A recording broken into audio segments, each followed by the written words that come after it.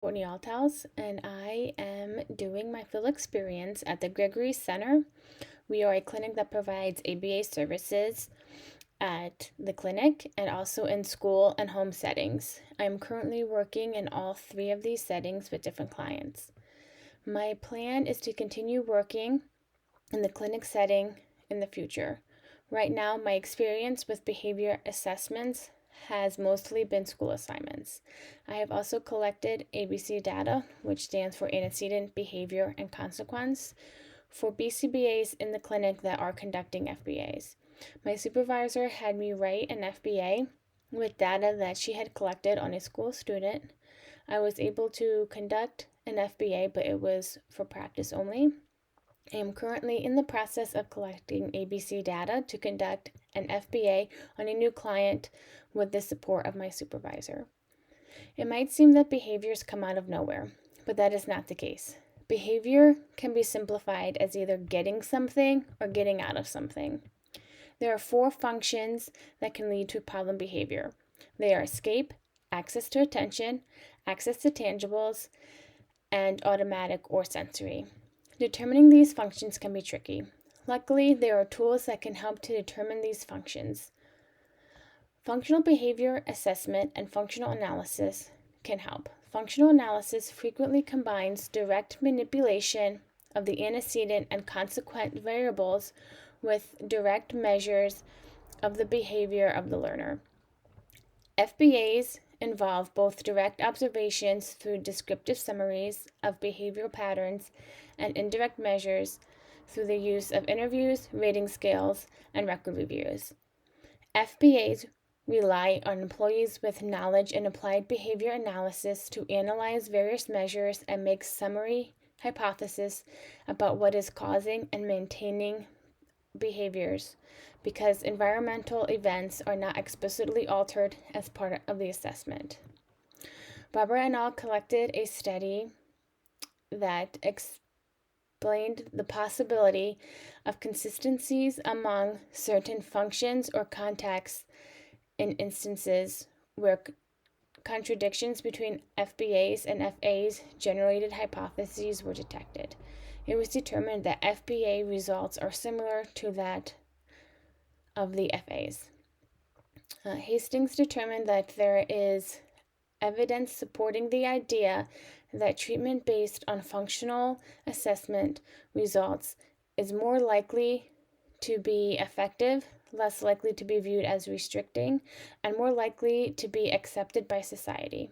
However, the variability of various assessment techniques, the potential uncertainty, and the extensive resources needed for a functional assessment present ethical challenges. Conducting these assessments can be time-consuming, therefore may not be ethical to wait while dealing with a dangerous behavior. Research has also determined that FBA-guided therapies are more effective than non-functional based techniques for reducing problem behaviors. A functional behavior assessment should be conducted when dangerous behaviors are being displayed. Dangerous behaviors can include self-injury, aggression towards others, and property destruction. A functional behavior assessment can also be done if there is a behavior that is being displayed which it is deemed socially significant to reduce. A state can also have a law that determines when a school should conduct FBAs. Problematic behaviors are those that go against accepted norms. Problem behaviors can also be any behavior that interferes with the learner's ability to learn. This can include dangerous behaviors such as aggression and property destruction. There can be cases where stereotypic behaviors such as rocking, hand flapping, or scripting can occur so frequently that it may interfere with the learner's ability to learn, and it may be socially significant to reduce or replace that behavior. Behaviors need to be both observable and measurable. An FBA is a method to determine the functions of a problem behavior. An FBA can include interviews, record reviews, and observations that can help to lead to a hypothesis of the function of the behavior. An FA involves manipulating both antecedent and consequences in the environment to see what has an effect on the problem behavior. An example would be providing a child with noise-canceling headphones if it was hypothesized that loud noises are the antecedent for the problem behavior. If the headphones don't help to decrease the behavior, perhaps the behavior is being maintained by escaping work demands by being able to leave the room. To summarize, an FBA can help to hypothesize or determine the function of the behavior, while an FA tests that hypothesis by manipulating variables such as the antecedent and the consequence surrounding the behavior. The Gregory Center conducts FBAs. FBAs are conducted for individuals that are clients at the center. FBAs are submitted with the client's initial treatment plan. So one of the first parts of assessment of a new client would be an FBA. An FBA may be conducted when there is a behavioral change that is seen in the client.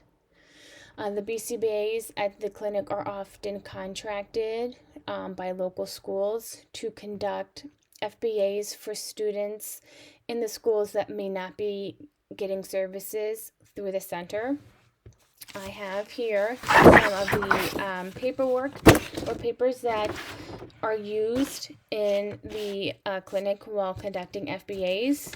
The first is an ABC collection data sheet. In this one, there are some antecedents, behaviors, and consequences that are already listed in the box, and you would just check them off. So there's like a task or demand delivered, given an instruction, given feedback, transitions. So you would just mark, check whichever applies. And there's also a space at the bottom for other. And then you would check off the behavior that occurred. So that some of these are aggression, elopement, self-injury, flopping. And again, there's also an area where you can check other. And then there is a box for consequences, which is removed item, ignored problem behavior, removed from the classroom, redirected. So you would, for every occurrence, you would just check the box, the appropriate box. This can be helpful. I find when dealing with maybe like younger kids who are a little bit more active, and where taking notes might be a little bit harder because you're just kind of simply making check marks. We also have one that is just blank. So again, this is another ABC data collection sheet. So this one is just the date, the time, the antecedent. So again, what happened directly before the behavior, a description of the behavior, the consequence, the duration of the behavior, and then the hypothesized function. So an example, you might put, 10:22 time, 8:15 antecedent, demand to hang up backpack. And then you might put, child eloped into the, away from cubby, and the consequence, child was brought back and demand kept on. So those are our ABC collection sheets. And then here I have a blank template for our FBA. So you'd write the student, and again, these are a little bit more directed towards school students, but we also use them in the clinic setting. So you student, the school, the teacher, description of the behavior for reduction, and then we also have a spot for behaviors targeted for to be increased. And then there's the functional analysis procedures. So you just kind of explain kind of where you are, and that it was like direct observation. And then you would then list kind of a brief description of what you saw during your observations, and then your results section. And then the back, we have the antecedent consequence, and then your analysis, which is, again, kind of what you saw during all of your observation periods. The duration, how long was your observation periods, the function, and then your hypothesis statement. So that was a little bit about how we do FBAs at the Gregory Center and an explanation on FBAs versus FAs. Thank you so much. Bye.